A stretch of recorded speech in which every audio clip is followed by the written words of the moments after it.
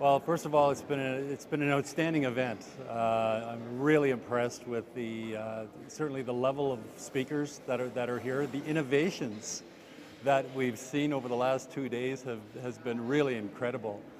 For me, someone who's been involved with innovations of our own in Canada over the last 14, 15 years, it's really encouraging to see the kind of innovations that have occurred from a technological standpoint within the sport industry right around the world. I mean, we're talking about I think a new era in sport, in large part due to the innovations that we've seen here over the last couple of days.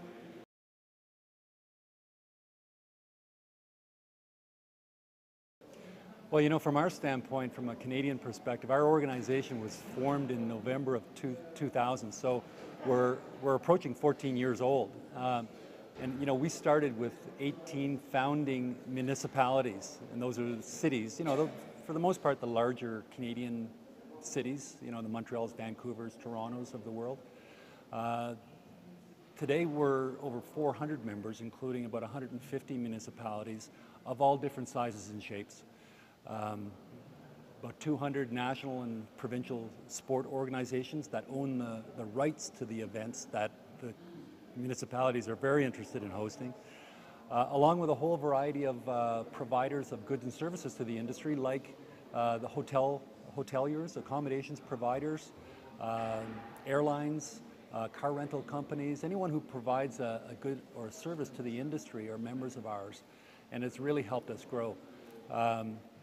For the most part, communities are drawn to our organization and the sport tourism industry as a whole, primarily because of the economic benefits that accrue to a community that hosts sport events. It's very simple.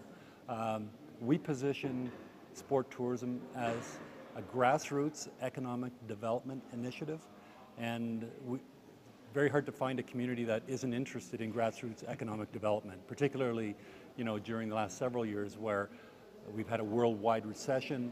The tourism industry has taken a serious series of hits over the years. It's almost been like the perfect storm. You know, from 9/11, then we went to mad cow, we had SARS. From a Canadian perspective, and you would know this in Mexico, we've had the US problem, which is the border documentation issue.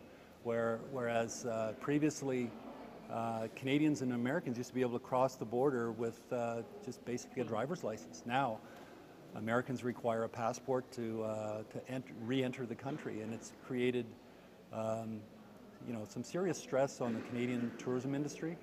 The gas prices, the prices of gas, because America is is the largest inbound tourism segment for Canadian tourism. Up to 85% of our international inbound traffic comes from the U.S. Gas prices, you know, have really hurt the rubber tire market. You know, those Americans that drive their cars to, you know, on vacations, and that's hurt as well. The good news is, that's the bad news. The good news is that, you know, throughout that entire time frame, you know, the sport tourism travel segment has remained strong and has even gained, you know, an increase in market share on a year-over-year basis.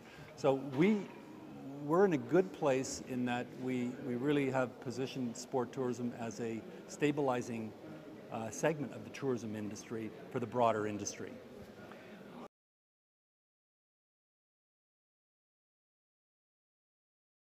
Well, from our standpoint, we like to consider ourselves a virtual organization.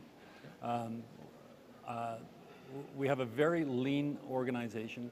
We establish and maintain an office within the Canadian House of Tourism, which houses 4 or 5 different tourism industry organizations, and we all share services. We share internet technology services, we share translation services, we share secretarial and administration services. So it really does help keep our overhead down. And for the most part, we've developed a whole series of industry tools that are designed to help our member organizations become a lot more active, effective, and professional in the sport tourism industry segment. And we do that through all of our tools are virtual. They're all available on through a secure access portal on our website. And we drive all of our communications initiatives through our website and through social media that we've seen here today and over the last couple of days that is so prevalent within the sport and tourism industries throughout the world.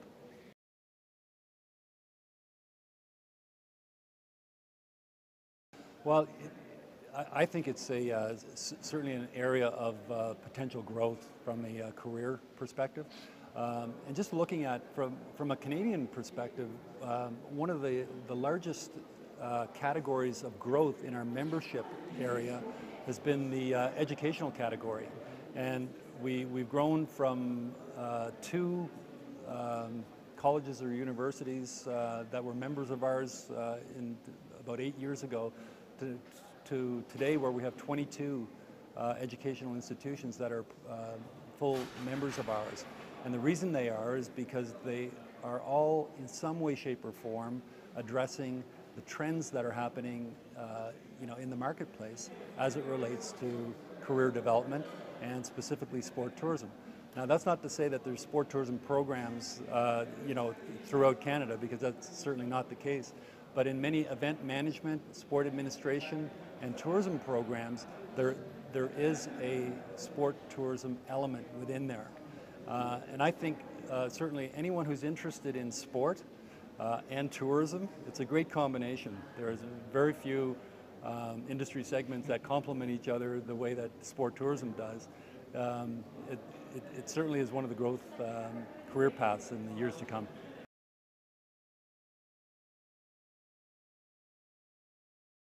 Well, have me back next year, please. It's been a tremendously valuable experience for me, not only as a speaker, but for myself and my own professional development to learn about all the exciting innovations that are occurring not only in Mexico but throughout the world.